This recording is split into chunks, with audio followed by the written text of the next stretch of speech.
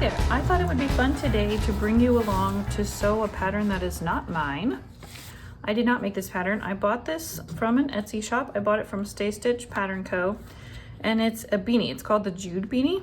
So I'll for sure put a link to the pattern in the description. It is an affiliate link, FYI.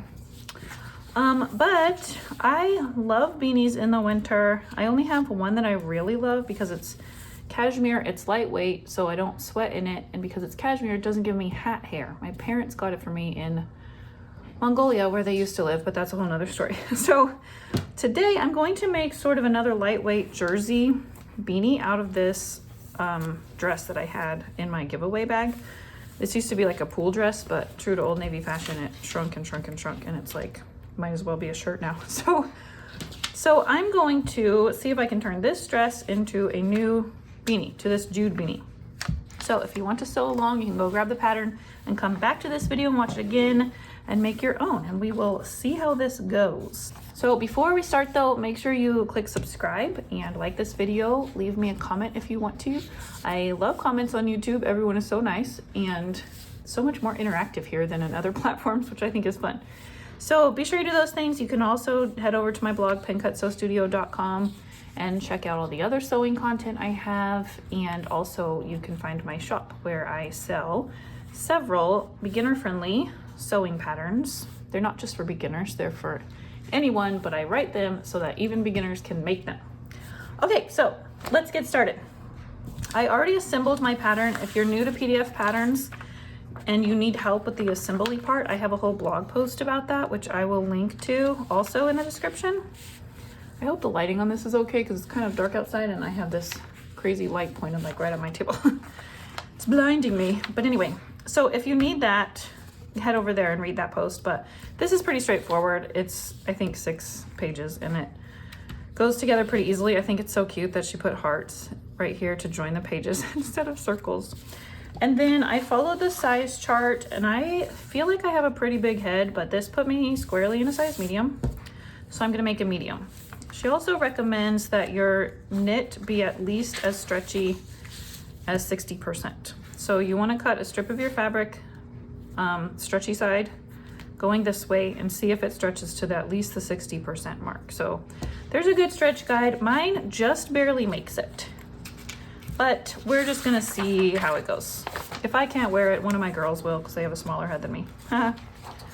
Okay, so let's see. There's the size chart. I measured my head.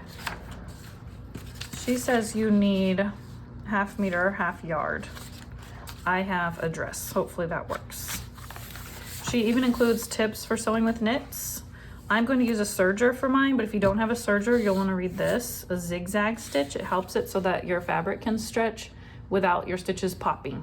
Another method that I don't think she mentions here is to sew 2 lines of straight stitching. So that's how I sewed knits for years before I had a serger. I would sew 1 line of straight stitching, and then 1/8 inch away inside the seam line, I would sew another length. And it probably wasn't as stretchy as a zigzag was, but I felt like I never popped seams that way. So that's another choice for you. Make sure you print the pattern at 100% scale. My printer wanted to print it at 106% scale for some reason. So you want to make sure that your test square measures 1 inch exactly. If not, you'll have to go back and print it again. Okay, she has assembly instructions. Let's see. I'm just gonna go ahead and cut this out. So it says down here, cut on fold. I actually can't do that with my dress because I can't fold this in half, the skirt part, and still have enough. So I'm going to piece the 2 skirt halves together. So first I'm just gonna cut off the skirt, and then I'm probably gonna need to iron out the wrinkles. I'll cut my 2 skirt halves apart too. Cut the pockets off. I love repurposing clothes. I actually just posted on Instagram. I made a shirt over the weekend, an Ogden cami with a thrifted skirt that I got that I thought was polyester, but it ended up being silk, and it's vintage, and it's so cute. It turned out great. Especially nowadays when the thrift stores don't let you try things on anymore. Don't think that's ever coming back. It's one of those casualties of the you-know-what. You can also find really nice knits in the men's t-shirt and sweater section, especially if you go look in the extra larges. then that can really yield some nice fabric. Okay, let me go iron this. Okay, now I'm going to go make these into one piece by sewing the hem edges together, right sides together. I'm just gonna serge the hem right off. Okay, so I reshaped my fabric into the shape that I need it to be to cut this hat out. So I'm gonna use this seam that I just made as my folded edge. Maybe I should probably press it first. Okay, so I'm gonna fold it here, smooth it out. Obviously you won't have to do that step if you're using yardage, but if you are using something you rated your giveaway bag for, then you might need to reshape it like that. I think it's gonna work out just fine.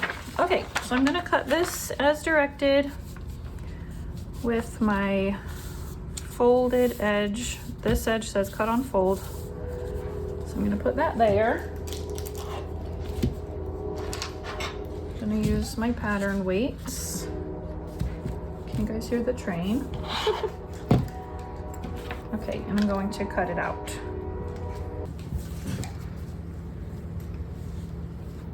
Okay, don't have any notches to cut, so that was easy.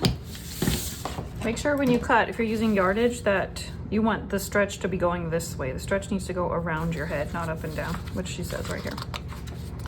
Oh look, she gives a hack to make it reversible. It's too late for me. See, this is what happens when you don't read it ahead of time.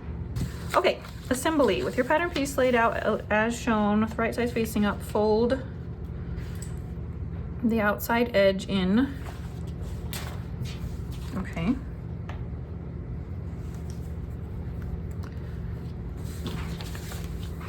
Fold the outside long edge in towards the center to match the outer points. Oh, so what we're doing is creating darts here and here. This will form the top of the beanie. Okay, and then she says, pin and sew the outermost darts on both top and bottom, using a zigzag at 3/8 inch or 1 centimeter. So what we're gonna do is sew here and here, and then same on the other side, match up the points. Looks like a paper crown that you would cut out as a kid. So then we're gonna sew here and this one. Okay, so I'm gonna go stitch those in a 3/8 inch seam, these outer edges. Okay, I did that step. Open up the hat. It should look something like this when laid out and right side up. And it does look something like that. Okay, next page. With the right side facing up, you'll now fold the hat in half lengthwise, bringing the top darts and bottom darts together so they're facing each other. So this way. Now it looks like we're gonna sew this entire arch. Oh, and the raw edge. Okay. So let me meet up my center. And we're gonna leave an opening for turning, it appears. So basically we're making like an elongated football shape. Match up these seams. I have made beanies before. I made them with one of my kids' sewing classes, but it wasn't lined like this. They were just fleece. And the shape of the pattern was similar, but the assembly was pretty different. So this is a new way to put this together. Okay, she says we're gonna leave an opening, 2-inch hole near the top of the hat. So I like to put 2 pins where I'm going to stop sewing so that I don't forget. So I'm gonna leave it open right here. Okay, match these seams up. Knits can be hard to work with because they curl. If you're using a knit with a design on it that needs to be like right side up, like little characters or whatever, then on the lining they'll be upside down. So you want to make sure you leave your hole on the lining, the upside down part. Okay, so let's see. I'm gonna go sew this, leaving my hole open. Okay, I think I did that right. When you start sewing here, you want to like taper it off of your fabric. You don't want to start right here in the center, then you'll have a little tuck. Let me trim my serger thread. Ooh, the breeze is coming through my window. It feels so good. Okay. Here's a tip for if you're using a bulky fabric like sweater knit. Mine's just t-shirt fabric though. Okay, turn it right side out through the hole you left in the seam. Look at that, we're almost done already. I imagine she'll have us sew the opening closed. She has it by hand. I'm not gonna do that. If I were making the reversible version, then I would invisibly stitch that by hand, but as it stands, that will be inside the lining part, so I'm just going to machine stitch it before I shove my hat inside. Let's see, where's my hole? So I'm just gonna go turn this under and edge stitch it with my sewing machine with a straight stitch. Okay, now here's my sewn together hole. That's the part I'm gonna shove inside.